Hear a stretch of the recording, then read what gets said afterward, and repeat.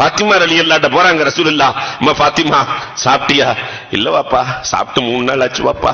எங்கம்மா பேர பிள்ளைங்க ஹசன் ஹுசைன்? வெளியே போயிருக்காங்க வாப்பா. பெருமானார் தேடி செல்கிறார்கள். ஒரு ஆடு மேய்க்கிற இடையன் குறுக்கே வருகிறார். என் பிள்ளைகளை பாத்தீங்களா? அந்த ஆடு மேய்க்கிற இடையன் சொல்லுகிறார், 2 பேர் அழுதுகிட்டே போனாங்க. நான் கேட்டேன், எதுக்கு அழுகிறீங்கன்னு.